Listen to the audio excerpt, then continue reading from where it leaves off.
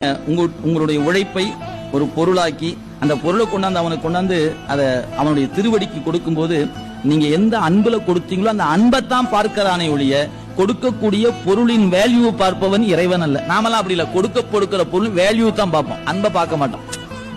நம்ம ஒரு நிகழ்ச்சி வச்சிருக்கிறோம், எல்லாரும் நமக்கு ஒரு கிஃப்ட் கொண்டாந்து கொடுத்தான்னு வச்சுங்களேன், கொடுக்கற ஆளை பார்த்து பார்த்து வாங்கின பொருளை பார்த்து தான் ஆளை மதிப்போம். தங்கம் வச்சிருக்காருயா, ஐயா வணக்கம் வணக்கம், அவர் வாங்கி வச்சேன், சரிங்க சரிங்க, ஏன் அவர் ஏதோ ஒரு பொம்மை கொடுத்து பாரு, போய் அங்க சாப்பாடு அங்க போய் சாப்பிட்டுருவோம், தங்கம் கொடுத்திருக்காரியா அப்படின்னா ஒரு கும்பிட்டு ஒரு சேர்த்தி போட்டு கும்பிட்டுருவான் இல்லையா? ஏன்?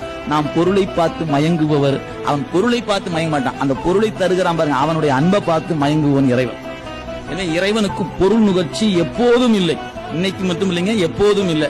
நீங்க கொடுக்கக்கூடிய பொருளின் வழி உங்க அன்பை நுகர்பவன் இறைவன்.